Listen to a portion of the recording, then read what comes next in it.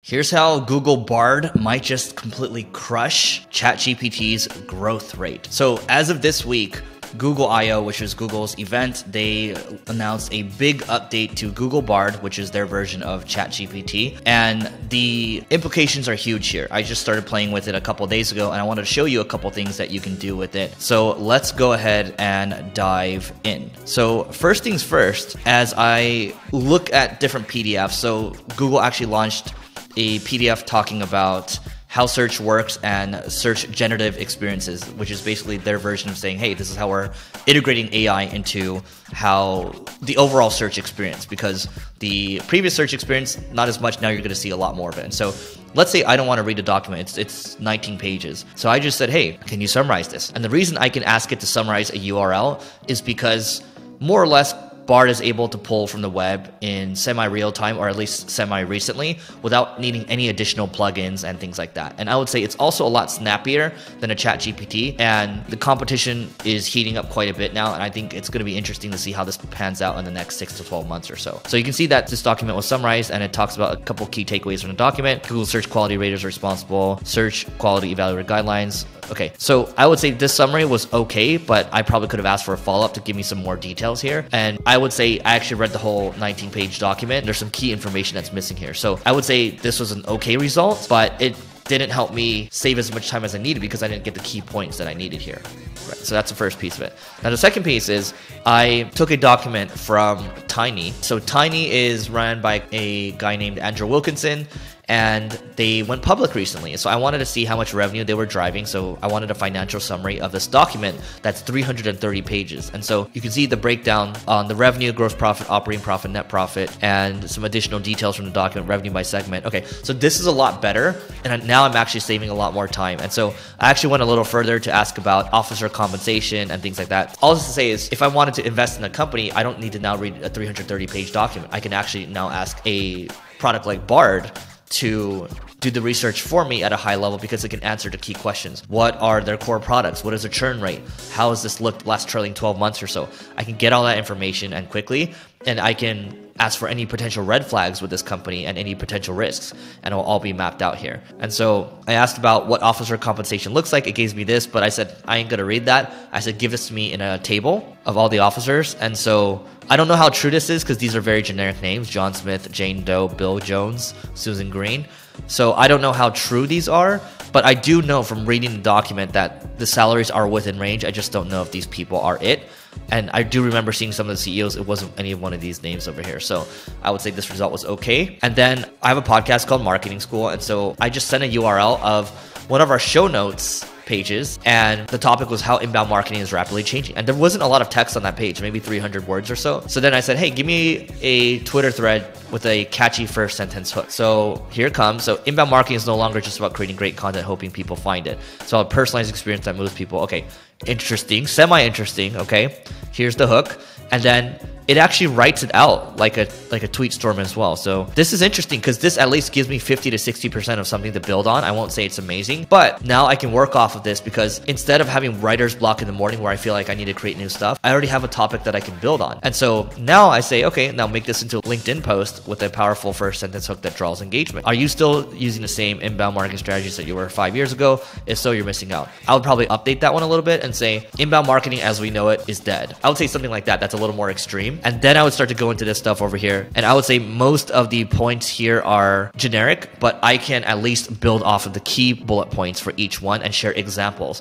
And that's going to allow me to take things a lot further. So maybe this post over here gets me 25 to 30% of the way there, but that's still a time saver at the end of the day. And so you have to figure out what your time is worth to you, and it's invaluable, right? Because the time that you have is something that you'll never get back. And so I just wanted to share a couple more things here from a couple of threads. So this is from the Boring Marketer over here. And so Bard does keyword research with real-time data. So you can see the search volume, you can see FAQs, you can ask for high purchase intent, low competition, high search volume. That's interesting, right? So it pulls from Google Search Console, Google Trends, Google Ads Keyword Planner, real-time search results. Okay, Interesting. So these are high intent keywords, high purchase intent, but low competition. And then imagine I can do this for agency related keywords for my ad agency, SingleGrain, which by the way, if you need help with marketing, go to singlegrain.com to check it out. We're doing a lot of stuff with AI right now. We're trying to drive also AI transformation for clients too. And so ChatGPT, the models are based on training data from September 2021. And there is a plugin now where they can browse the internet, but you have to add a plugin. So that's that. And then Bard can repurpose any link with a 2-line prompt. So I turn a HubSpot blog post into multiple LinkedIn posts, tweet threads, YouTube shorts, and email newsletters. As an AI model, I currently do not have. So ChatGPT can't do it, but Bard can do it. Bard can replace Grammarly, so you can update your grammar, and I'm sure you can have a plugin for that in the future. And multiple variations, quick export to Google Docs, Gmail, one-click Google search, quick results, voice type. Okay, and you can analyze code as well, and it's for free. And so I think that's interesting. I also wanted to pull over this thread as well. And so free to use, accessible in 180 countries. It can pull from recent news too. Voice input, we kind of talked about. You can export, we talked about that as well. Summaries of web pages, but you can do a lot more than that. You can ask for alternate versions, multiple drafts of the same response. So basically you can generate 3 versions of the same answer, and then you can ask it to explain code. We kind of talked about that as well. So what I want to do now is I want to move over here, and let's say I am a digital marketing agency and I would like to rank for more high intent purchase keywords that are low competition. I am based in the US and serve SaaS, e-commerce, and blockchain companies. Can you provide a table for me with search volume? Let's see what happens here. So as I was saying, by the way, it's pretty snappy. The results came up pretty quick. So sure, here's a high intensive, high purchase keywords for low competition for digital marketing agencies in the US that serve. Okay, great. How to increase website traffic, how to increase. Okay, so these are more top of the funnel. Those are more tofu keywords. How about mofu and bofu? Let's see if it actually picks that up. Give me a table with search volumes and competition as well. So you can see me doing this in real time. And now I don't need to wait to do keyword research. It can be done for me here. And imagine if I can layer this in with an Ahrefs or a SEMrush API or any other tools that you're using or a similar web API. And I'm now able to move a lot faster. I can create content a lot faster. I can move a lot faster. Now it's just a matter of the people on your team, are they AI native and are they on board with this AI wave? Because if they're AI native, that means they're gonna be able to get things done a lot faster. And you can see who on your team is going to resist this versus the ones that are gonna embrace this. And one of the core values at our company is looking for people that are improvement obsessed. That's one of our core values. And so if you're improvement obsessed and you're open-minded, the way you look at AI is an opportunity. You don't look at it as a threat. You look at it as a way to enhance what you're doing, not as a way to destroy what you are doing. So if you look at this one over here, best digital marketing agency for SaaS companies. Okay, great. This is great. Digital marketing agency that I can trust. Okay. Hire digital marketing agencies. So competition is very high.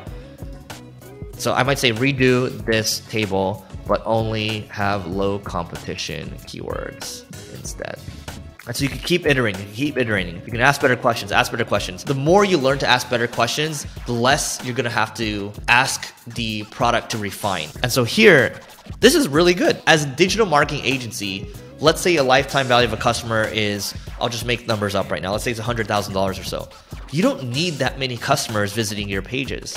And so here, if a search volume is 100, digital marketing agency for SaaS companies, 100, competition's low. Okay, great. For e-commerce companies, great. For blockchain companies, 25, low. Okay, I know that's gonna come up. For SEO, low. We should go for these. And if now, let's say I wanted 100 of these topics, now give me 100 of these, right? Let's see what happens. And then we can either create the content on our own, or we can use AI assisted products to help us create this content at scale. And that's how you're gonna be able to drive a lot more leads at the end of the day. So this is great. Make this into a table with competition and search volumes as columns. And that's all it is. Like, I'm not paying anything right now to use this product. I'm just asking a lot of questions. It's also important for you to just live within this stuff. And so that is it for today. This is the table that I have over here. I can export it later if I want. And that's how we're going to build our traffic. That's how we're going to build our leads. And I hope you can do the same thing for your business as well. That is it for this video. Please don't forget to subscribe and also check out this video over here on how you can 10x your content output after you use something like this. Okay, so that is it for today. Catch you later.